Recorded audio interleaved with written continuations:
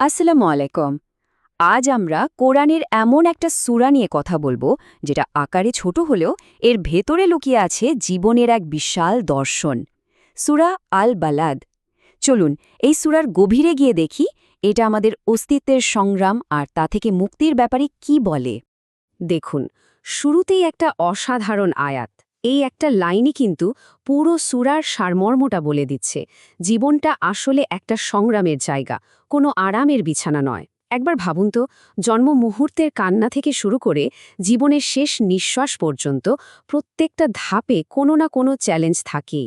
ভাবা যায়, এত ছোট একটা সূরা, অথচ এর মধ্যে জীবনের কত বড় একটা ফিলসফি তুলে ধরা হয়েছে।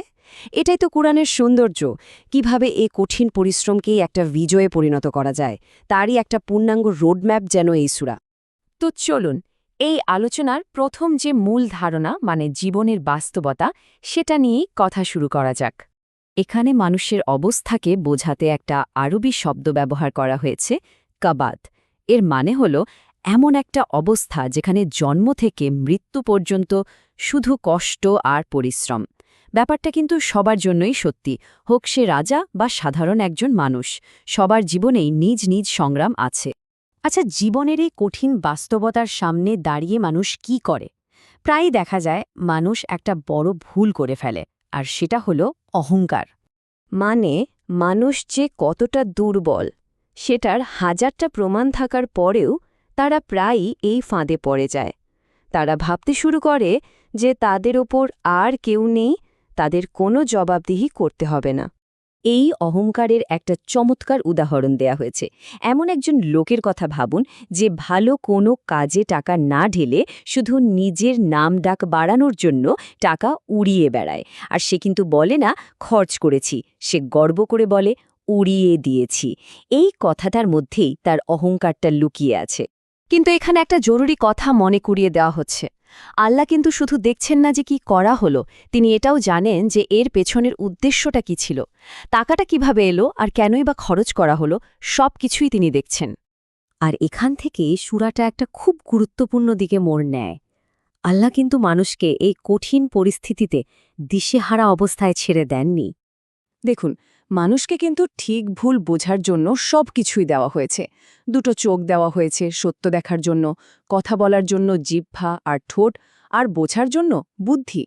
আল্লাহ ভালো আর মন্দ দুটো পথই একদম পরিষ্কার করে দেখিয়ে দিয়েছেন। তার মানে আমাদের সামনে দুটো রাস্তা খোলা।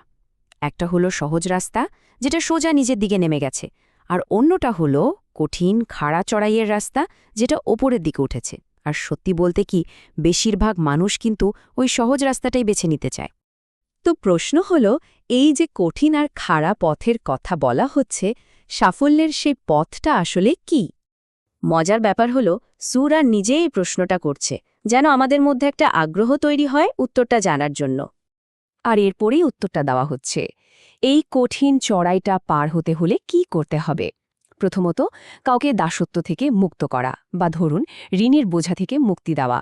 দ্বিতীয়ত, ক্ষুধার্তকে খাওয়ানো, বিশেষ করে যখন চারদিকে অভাব। তৃতীয়ত, কোনো নিকটাত্মীয় এতিমকে সাহায্য করা।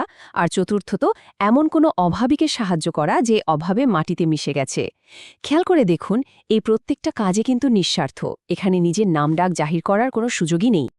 কিন্তু এখানে সবচেয়ে জরুরি বিষয়টা হলো, এই কঠিন পথে কিন্তু একা একা চড়া সম্ভব না। এখানেই বলা হচ্ছে, এই ভালো কাজগুলো করার পাশাপাশি ঈমানদারদের একটা সমাজের অংশ হতে হবে। কারণ একা একা এই খারাপ পথে ওঠা প্রায় অসম্ভব একটা ব্যাপার, কিন্তু সবাই মিলে যখন চেষ্টা করা হয় তখন সাফল্য আসেই। আর এই সমাজটা দুটো পিলারের ওপর দাঁড়িয়ে থাকে। একটা হলো সাবর বা ধৈর্য, মানে জীবনের সব পরীক্ষায় একে অপরকে ধৈর্য ধরার উপদেশ দেওয়া। আর দ্বিতীয়টা হলো রহমত বা করুণা, মানে আল্লাহর সমস্ত সৃষ্টির প্রতি দয়ালু হতে একে অপরকে উৎসাহিত করা। এভাবেই কিন্তু একটা সহানুভূতিশীল সমাজ গড়ে ওঠে। তো এই যে দুটো আলাদা পথ, এদের শেষটা কেমন চলন দেখি। যারা এত কষ্ট করে সংগ্রাম করে এই কঠিন পথটা বেছে নেয়, তাদের জন্য যে পুরস্কার অপেক্ষা করছে সেটাই এখানে বলা হয়েছে। তারা হলো ডানপন্থী, আল্লাহর রহমতের জন্য নির্ধারিত। আর অন্যদিকে যারা অহংকারের বশে ওই সহজ রাস্তাটা বেছে নিয়েছিল তাদের পরিণতির কথাও বলা হয়েছে। তারা হল বামপন্থী, আর তাদের জন্য রয়েছে আগুন, যা চারদিক থেকে এমনভাবে ঘিরে ফেলবে যে পালানোর কোনো পথই থাকবে না। তাহলে শেষ পর্যন্ত প্রশ্নটা এসে এখানেই দাঁড়ায়, একজন মানুষের ভবিষ্যৎ আসলে কিসের ওপর নির্ভর করে? এই সূরাটা আমাদের ঠিক এই জায়গাটাই ভাবতে বাধ্য করে। আমাদের পছন্দ, আমাদের চেষ্টা আর আমাদের জবাবদেহিতা, এই তিনটেই কিন্তু আমাদের শেষ পরিণতিটা ঠিক করে দেয়।